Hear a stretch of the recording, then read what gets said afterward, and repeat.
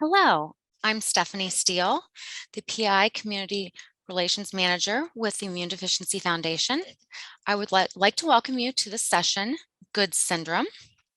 At this time, please join me in welcoming our presenter, Dr. Charlotte Cunningham-Rundles from Mount Sinai Medical School in New York. Thank you very much, Stephanie. And let's go ahead and talk about this very curious topic, and that is good syndrome, first described really much more than 50 years ago. And honestly, still there's many questions about what good syndrome could possibly be about. It's a very curious ailment. So first of all, I think we want to say to ourselves, okay, what is good syndrome? But before you ask about what is good syndrome, take a step back and say, well, gosh, what's the thymus, first of all? What does the thymus do? And what is a thymoma? And what happens if there is a thymoma? All the things that we don't do, what we don't know. And then, of course, what on earth is the treatment?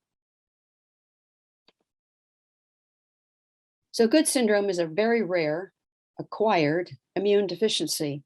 And of course, in the world of primary immune deficiency, it seems like an odd thing to be discussing good syndrome, but this is exactly where it best belongs, because it is a form of immune deficiency that we understand the best, actually coming from our own field of the immune defects that we understand so well.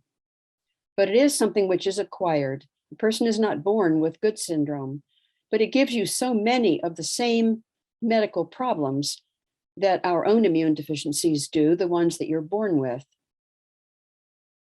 So first of all, if we say, all right, well, what is a thymoma then? A thymoma is, of course, a tumor of the thymus, which does not belong there.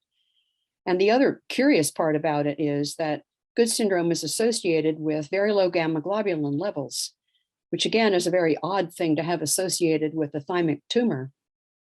And the other curious thing is that the antibody producing cells actually begin to become lost in the blood, and you really can no longer see them. And that's a very curious phenomenon as well. It's associated as well with very low helper T cells, and sometimes a great number of infections plus autoimmunity. Now, where is the thymus? First of all, the thymus is a portion of the immune system, of course, just the way we think about the tonsils, you know, the lymphatic vessels and the lymph nodes in a person's neck, lymph nodes under the arm, and of course the spleen, the appendix, and the bone marrow. But the thymus itself is a gland which is located right underneath the breastbone or the sternum, and it's pretty large in infants, and it gets smaller as you get older.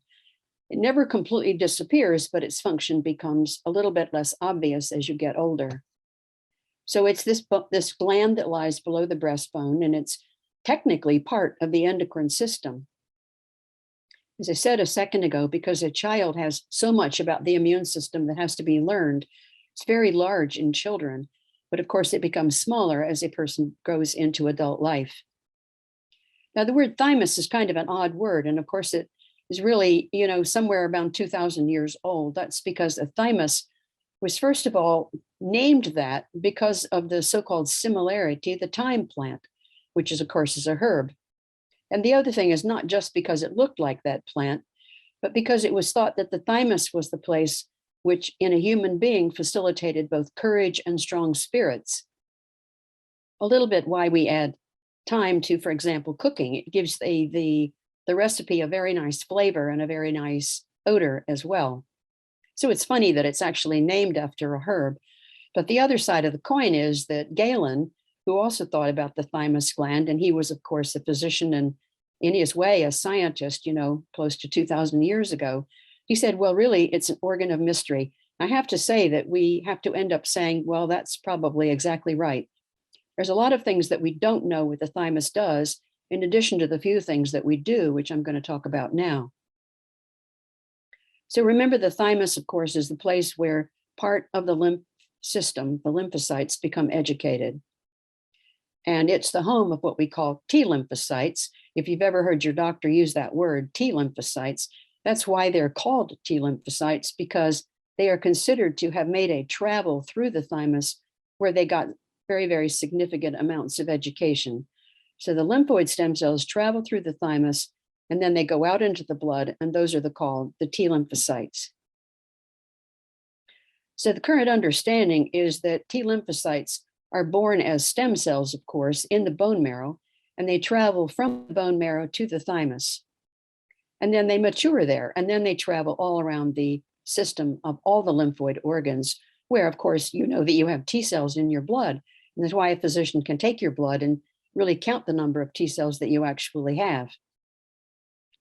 But this is where sort of the mystery begins, which is, well, what does the thymus do exactly? And one of the things that we can say very much clear is that T cells are actually educated in the thymus.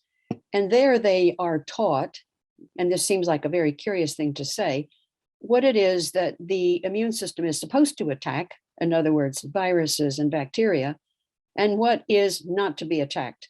And that's, of course, going to be the skin and the blood and brain and lungs and all the rest. So it's a place where thymic cells then travel into the blood, become educated by contact with the thymic epithelium, which is just the internal membranes of the thymus.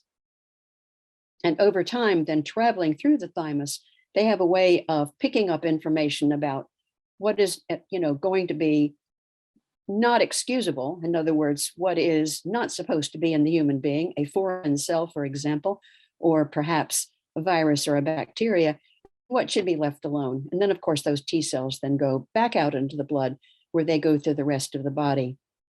So that's a very complicated thing. And there's a lot of mystery about exactly how this occurs. But we're sure that it does because there's so many things you can learn about people whose thymic cells are really not functioning normally. So if you kind of sum it up, you think about the thymus as kind of a schoolhouse for those T cells. And of course, it doesn't seem illogical that in youth, you have a lot more education that needs to be undertaken, and why the thymus then becomes smaller in age, because in fact, a large part of that education has already been accomplished. So the thymus is the place where those immature T cells learn to attack microbes and cells. And the second place is to eliminate T cells that are in fact autoimmune. And then it changes in size, as we just said. And then the immune system then produces most of its T cells during early childhood and really doesn't require nearly so many after the age of puberty. So going back then, what is that thing about the thymoma? What's that all about? So a thymoma is the tumor of this very gland. And it's pretty rare. It's very slow growing. It's made from the thymic epithelial cells, the ones we just talked about. And usually it's found as a mass on the chest X-ray, oftentimes just found incidentally. It's usually benign, but it can be malignant. That's pretty rare. And of course, it's very uncommon in young children, common in childhood in general. So what else? What else about that?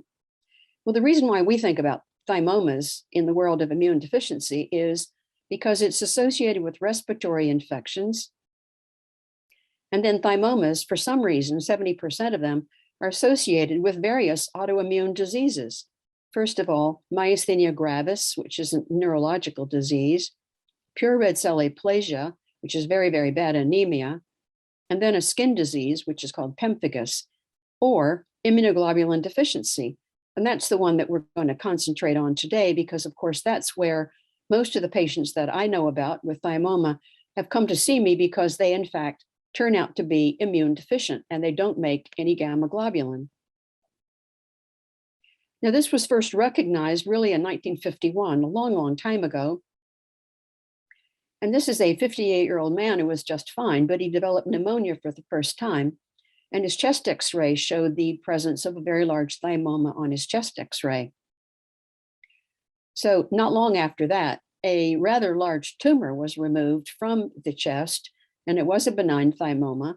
And it was consisted primarily of the proliferation of those thymic cells and basically some of the other thymic cells that are supposed to also be creating a normal thymus. But it was curious because this patient also had very low serum gamma globulin, low serum protein, in fact, and low serum gamma globulin. And then in the subsequent few years, he had, amazingly enough, 17 attacks of pneumonia in the next 4 years. And of course, then when people looked, they said, gosh, that serum protein was low because in fact, he didn't have any gamma globulin. Very, very curious coincidence. Like, why would these two things occur together?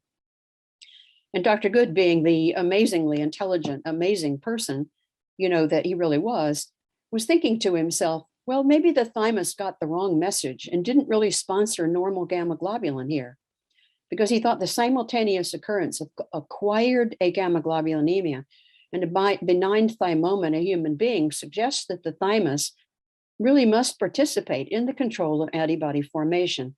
And that's really the first time anyone actually thought that. Like, what's the thymus got to do with it?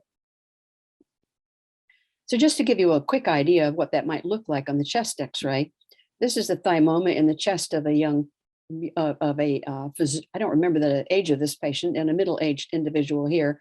And this extra knob over here is really that thymoma. And if you look over on the other X-ray, you can get the impression of this vague shadow in the front of the chest here, just below the breastbone, as we said a moment ago. And you can also tell that that really doesn't belong. It looks like an egg, doesn't it? Well, certainly that doesn't belong in this person's chest. And that turned out to be a thymoma, and of course that was removed. This happens to be a patient of mine. He had a long history of sinusitis, but he hadn't been in the hospital for anything, but he felt poorly and he fainted. And he went to his internist, who noticed that the chest X-ray on his listening to the chest sounded somewhat dull on percussion. So he said, fine, let's get a chest X-ray. And they do. And there was a very large mass. Of course, he was referred to Mount Sinai, where the thymoma was removed. And then physicians didn't think anything more about it. But 8 months later, he went to an allergist because he said, okay, back to the drawing boards. What about my sinusitis, please? And the allergist tested the serum immunoglobulins. And in fact, there wasn't any. Really, really, really low. It's about the lowest the gamma globulins can actually get. So this particular tumor, which is on this X-ray here, and as you can see, it's very, very, very large. This is sort of in the basketball zone here, is actually pressing on his heart. And that's why he fainted. And of course, that is no longer the case because that tumor was actually removed. But as you can see, that grew over a long period of time. That didn't happen very quickly. So this man, of course, is now treated with immunoglobulin, as are the other patients with hypogammaglobulinemia who do not make antibodies either. As I said a second ago, of course, Good syndrome is really pretty rare. And so there have been several collections that have been reported from big medical centers in order to say, well, tell us more. What more do we want to know? And as you can see, the age of most patients is not youngsters. The gender is about equal male and female. There's no specific ethnicity that we can tell. The onset of symptoms is generally somewhere around 3 or 4 years earlier than anyone would know. But as you can see, that could be tricky. That could be present somewhere 10 years previous to that time, because who knows how fast the hypogammaglobulinemia developed. So what else do we know? Well, bronchiectasis, which is something that you see on the chest X-ray, that's scarring of the bronchial tubes, chronic sinusitis, autoimmunity, red cell aplasia, thyroid disease, maybe arthritis, myasthenia, and moving on down, even lupus has been described with Good syndrome. So these are some of the many, many secondary features that you see, and you can see a lot of these are immunological. Similarly, another big study was done in France. Again, the same large medical collections of patients tell you much more about Good syndrome. And in this case, what this is the records of all the patients with thymoma that were registered at this medical center. And the answer is, well, how common was Good syndrome in those who had a thymoma? And the answer was, well, from 85 patients with Good syndrome, most of them did not have Good syndrome. Or I should say 85 patients with a thymoma, only one had what we would call Good syndrome, but other things were noticed, all immunological as well. So Good syndrome itself is still unusual with the thymoma. So even the presence of a thymoma doesn't tell you that that's going to be Good syndrome. Now, from our standpoint, what we notice, though, with Good syndrome is there's bacterial infections. And you might say, well, there's low gamma globulins, so that's not very surprising. A lot of the common bacteria that we normally see in all our patients with poor immune antibody functions. But then there's other areas as well, such as these viruses, CMV, herpes simplex, chickenpox, that's varicella zoster, herpes virus 8, and some fungi. You can see those fungi down there, Candida, for example, or pneumocystis. and protozoa. So it's not just bacterial infections, other infections also develop. And so people have often thought that there's also something somewhat wrong with the T cell immunity as well, because those infections are more likely when there's something wrong with the T cell side. Now at Mount Sinai, we actually have a few more patients than this, but when I made the slide, we had 10 that we put together just to say, what did we see? And the answer at this point was that we had 10 males and 6 females, and the average age of identification was a little bit younger than was reported in the other 2 reports I just mentioned, but up to an older man who was 85 years old. None of ours have been cancerous. Of course, a number of them have had infections. And again, some of the same infections that I mentioned a moment ago have been found.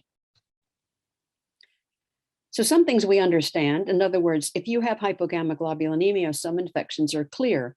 But what we don't know is actually much more common, which is, well, what do we not know about it?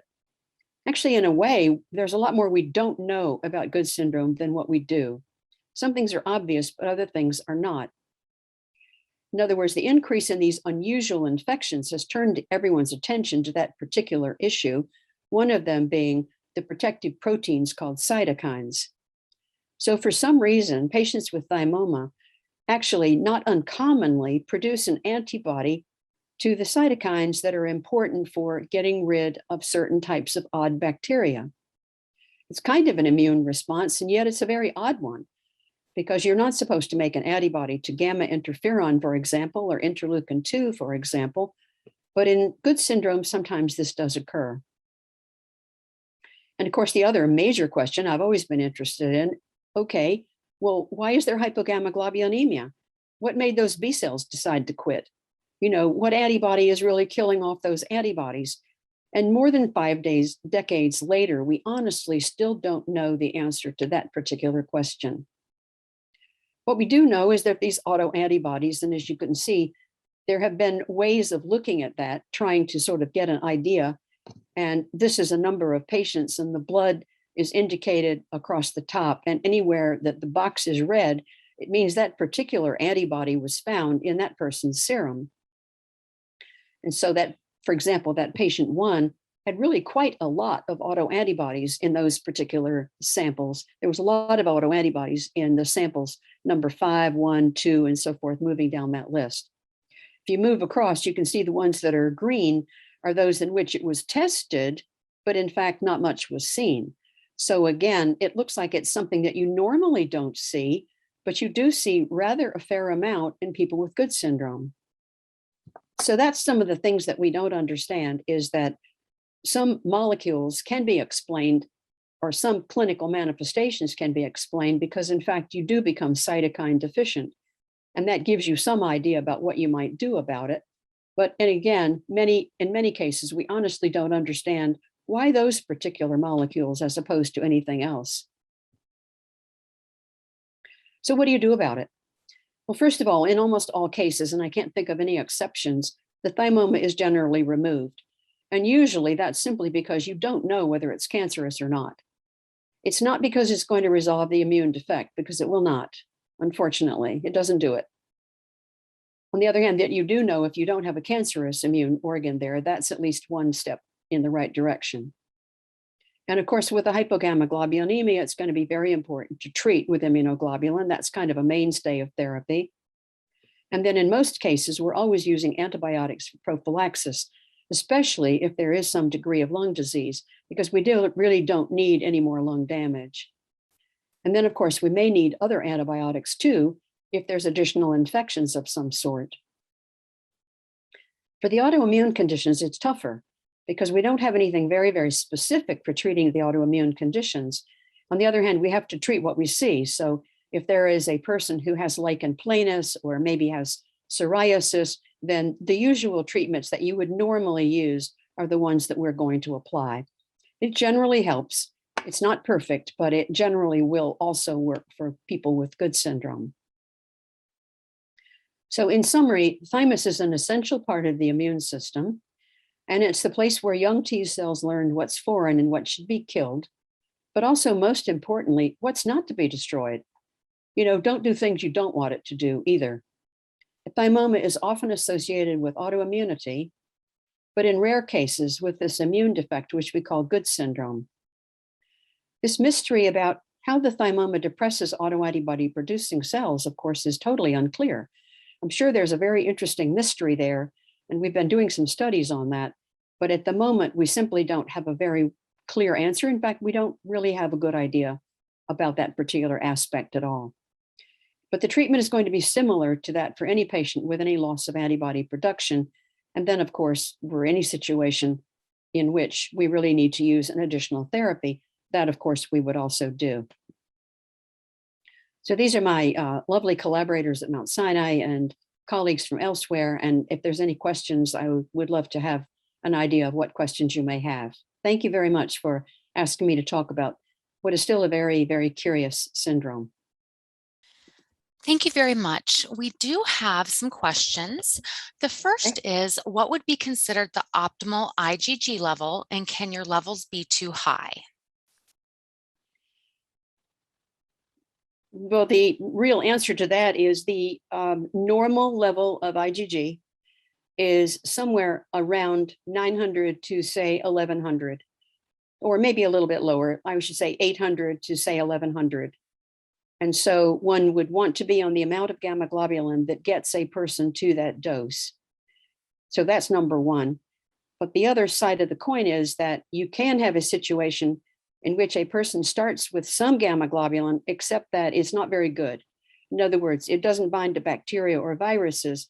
And so measuring a level is just a little bit tougher. So what we end up doing for most people who need replacement gamma globulin is we say, okay, we need to be about 500 milligrams per kilogram of body weight. So that means somewhere on the order of 30 to 50 or so grams for most people is really plenty. I hope that answers the question. You take your body weight, turn it to kilograms, and multiply it times 500, you get an idea of about where you should be.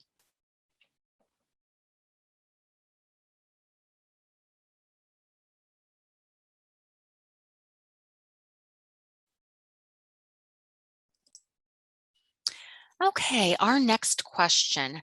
How frequently after a thymoma removal should follow-up be done, and what kind of follow-up should be done, such as a CT scan?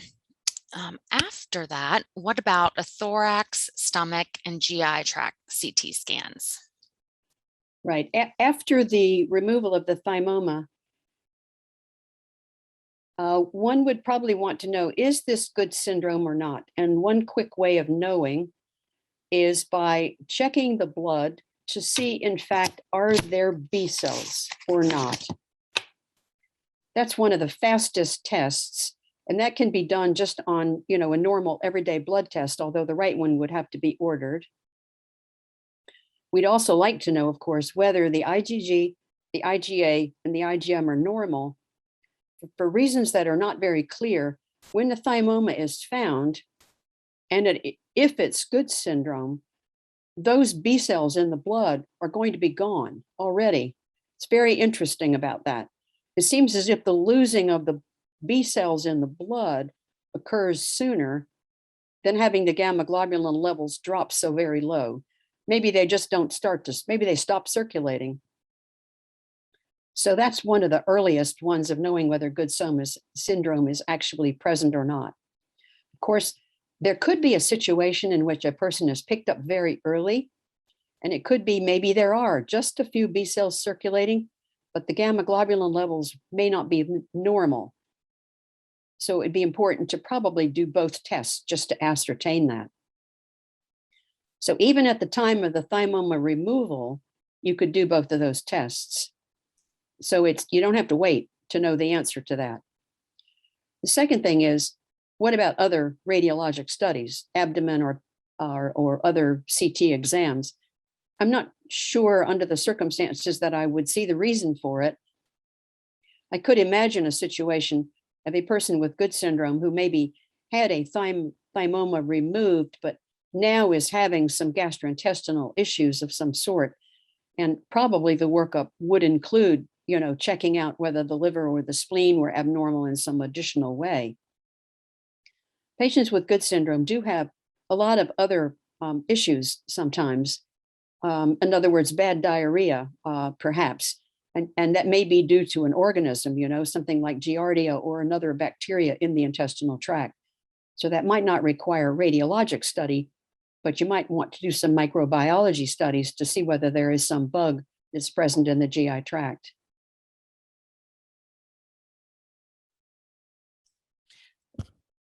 Okay, next. How often should blood be tested and for what should it be tested? Are there specific blood tests that you recommend? And I'm going to make the assumption that's a person who might already have an idea that they have good syndrome. Let's make that hypothesis first so I can answer that portion of the question. Suppose that you do have good syndrome, how often do blood tests get taken? Well, let's make the assumption that that person has already been put on gamma globulin, right? So if you've been put on gamma globulin and things are going okay, routine monitoring is generally for us done every single 6 months. In other words, a blood count, a CBC, a chemistry panel, and then of course IgG. And I generally myself do IgG, IgA, and IgM. I do all three myself. So that's kind of a standard thing, and that's probably what most physicians do for any patient who's on gamma globulin replacement therapy. Now, suppose it's a complicated situation and you have a person who has had a thymoma, and now the next question is, well, what else, might develop? Generally, we behave the same way we would if you had a new complaint. In other words, if a person develops, for example, a skin lesion of some sort, then, one would think about maybe a biopsy or a culture. So there would be nothing that would be done on any routine basis except for general surveillance. And then, of course, you would follow what was indicated. So that might be a culture, perhaps, possibly a biopsy. One of the other things that seems to be very common in good syndrome is something called lichen planus. And that's kind of a lesion which not only can be on the skin, but it also can be on the mucous membranes.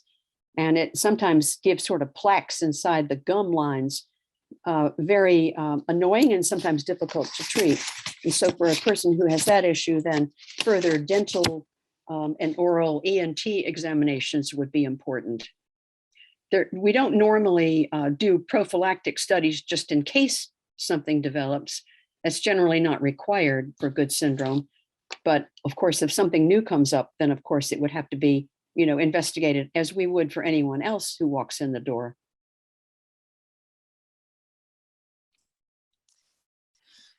What is the typical prognosis for a patient that has good syndrome? That's a very tough one. I have patients that were diagnosed with good syndrome. The architect that I mentioned to you is now 20 years later. So he was 51 at the time? So now he's, 71 or so. So I think with immunoglobulin and with watching out for additional, anything else that comes up, I don't honestly think that it's very different than other people with hypogammaglobulinemia. It's true, there's more medical surveillance that has to take place because on travel, for example, a person with good syndrome is going to be susceptible to certain organisms, perhaps. And so for traveling to the Middle East, one of my patients did pick up a very unusual organism. And of course, we had to contend with that. So that did not shorten his life, but I will say that it sort of made things more complicated temporarily. Another of my patients had very, very significant oral lichen planus, for example. So she's seen a lot of dentistry to help with that. But it's not going to shorten her life. So I think that we can't say that it on its own is something which will give you a shortened lifespan. Not on its own, with proper therapy. What can we anticipate as far as a protective level of COVID antibodies becoming available to us via SCIG or IVIG? Right. That's a great question, and one we've been working on very hard. We've tested now somewhere around 100 lots of gamma globulin from all the different products that we can get our hands on. And the truth of the matter is that as more and more vaccinated people are blood donors and will not only have had the COVID infection, but most importantly also have begun vaccinated, more and more we are going to see antibody in that gamma globulin. And as a matter of fact, we do see it now. I tell you, the key is actually the expiration date of the gamma globulin, because when you have a lot that expires in 2024, that means it was collected more recently than it was if you're using a lot that's expiring in 2021. Expiring in 21 means it was collected up to 3 years before that date, and that means that there will be not much antibody present in that material. So the honest truth is, take a look at your expiration date and you may have your part of your answer. And we've been testing patients, we've been testing lots and lots and lots of gamma globulin. So I think that we're putting together a manuscript now because I think it's important for people to know exactly what's what. And that will be hopefully submitted, sometime in the next month or so, sooner, I hope. Do you recommend a third COVID vaccination? No antibodies were produced with my first 2 vaccinations. Is the T-cell response measurable? And if yes, how/which tests? Right.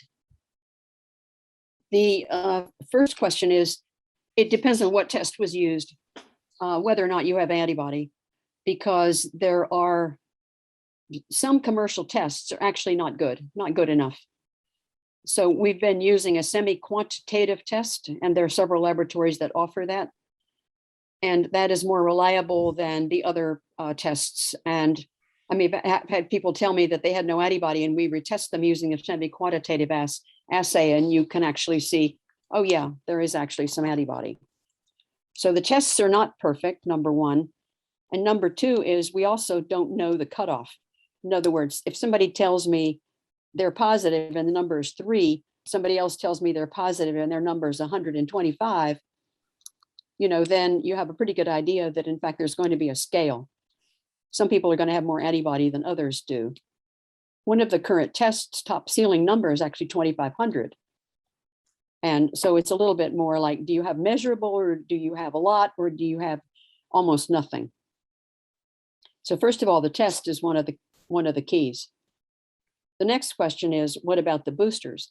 And so in general, I think the CDC and us and pretty much everyone has said that our patient group, probably should get boosters.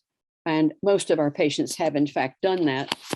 Most of them have gotten boosters, but it's been at least 6 months after their first set of immunizations, because I think it makes sense to get your first set and then give it a chance to begin to do something. And then a booster in 6 months or later makes more sense to me. So the last question was about the T-cell side of things. We talk about the T-cell side of things, all of us do.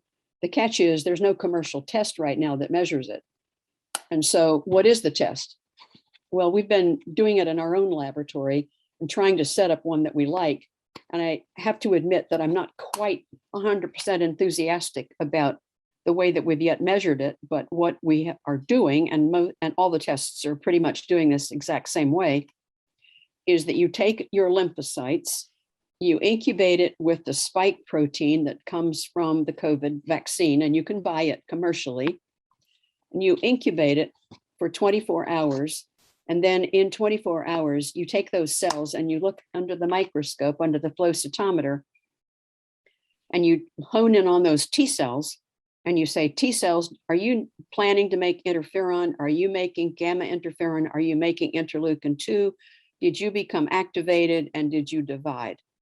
And that's the way the test is run. And it's been done for flu vaccine before, very, very successfully. And we're almost okay. I'm just not quite happy enough with my controls. But that's the way the test is done. It's not commercially available. Maybe it will be sometime, I don't know. Flu vaccine was never available.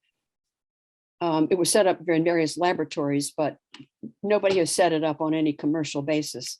So at the moment, it's going to be research only, as far as I'm aware. Our next question, how rare is this syndrome? How many cases are detected in, for example, the last 10 years? I'm a patient and would like to know where to place myself in the statistics. I wish I knew the answer to that, and I don't want to lie and say I do. I think in USID.net, we did a survey. I think there's something like 19 or 20 cases in USID.net, and that is somewhere around 6,500 patients' records have been entered. If you looked at that French study, that was 85 patients, right, with the thymoma, and there was only one with good syndrome amongst all the patients with thymoma. So I think we end up having to say it's really very, very rare. I can't give you a number. I could make one up, but I hesitate to do that. If you really wanted to know how common it would be,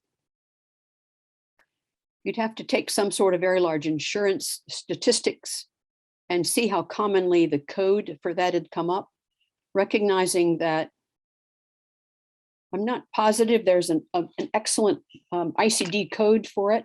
In other words, even if a doctor knows that their patient has had a thymoma and is hypogammaglobulinemic, so those two codes are on the chart, does that mean that that doctor has ended up calling it good syndrome? Not entirely sure that that's, going to match up. So to make it really match up, you'd have to actually go into something like Blue Cross Blue Shield and say, okay, how many subscribers have you got, and how many of that code do you have? So that would be the only way I would know to get that, at least an approximation of that number. Our next question, I have celiac disease. I also have a permanent stomach inflammation and colitis alternating with constipation. Why do I have these issues? Well, first of all, is it celiac disease, or is that similar to so many of my immune deficient patients who've been told that they have celiac disease? So I'm usually skeptical that it is celiac disease as a starting place, because in a person who's antibody deficient, it's rather hard to make that diagnosis. So that's my first question. And I know that the pathology may look like celiac disease, but so do most patients with common variable immune deficiency as well. So, and when we're trying to make that diagnosis at Mount Sinai and be having a little bit of clarity about it, we generally look at celiac disease via genetics. In other words, is it genetically likely that you have it, or is it genetically very unlikely that you have it? Because mostly with celiac disease, people are given that diagnosis because the pathology looks like it. In other words, there is villus blunting, and there's inflammation, and there's T cell infiltrates in the mucosa, and it looks like it. It's really a phenotypic designation rather than anything else. And it could be that avoiding wheat actually does, to some extent, help. So I'm not neglecting that that could also be the case. With good syndrome, though, one of the problems is that there is really a loss of plasma cells in the intestinal tract. And what that means is that there's no IgA, and there's no normal immunoglobulin there. And there may also be a bacterial overload. There may be bacterial, too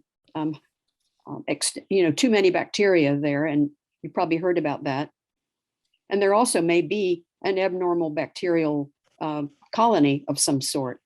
And so what would be important perhaps would be to do a gastrointestinal PCR study in order to be sure that one of those organisms was not present. But I understand the message. Gastrointestinal involvement is very common in all the immune deficient diseases, and certainly can be part of the good syndrome issues as well, partly because normal immunity has not been established in the intestinal tract. So I know exactly what you're talking about. It's not a simple matter. Thank you. Our next question, Are there any genetic mutations associated with Good syndrome? It'd be interesting to find out if there were, but the answer is no. Bottom line, it's not considered something that you're born with.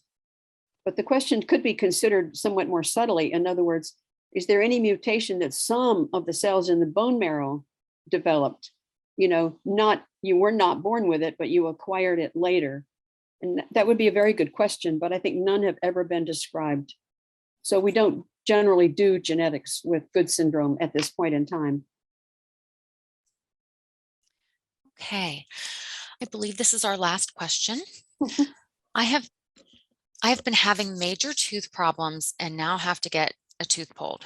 Is there a problem with tooth implants in someone with Good syndrome? Not that I've heard of. And I would think that if your dentist thinks that the gum strength is sufficient, you know, there would be no difficulty with that.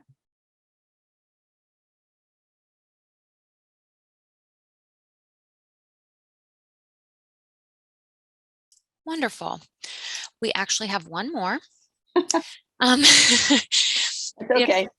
If thymoma was cancerous, what follow-up is required? If that were cancerous, then the usual, you know, parameters would be followed. Of course, it would be removed, but then one would be wanting to be certain that there was no recurrence, and that would be by all the usual methods that oncology would use. You know, biopsy on carefully anything that newly appeared. It may be also very restricted in location, and removing it is all that was required. In our own particular set of patients, we have not had one that's malignant, fortunately, but it would be followed up actually as others would follow up any tumor in the chest. Great, thank you. I don't see any more questions at this time. Okay. Dr. Charlotte Cunningham, we thank you so very much for your time today. Our session has come to an end, so please, Okay. everyone, join me in thanking Dr. Charlotte Cunningham-Rundles for volunteering her time to join us today. We look forward to seeing everyone at the next session, swimming upstream, addressing payer challenges, and ensuring access to genetic testing at 3:15. Thank you very much, Doctor. Thank you, Stephanie. Thank you, IDF.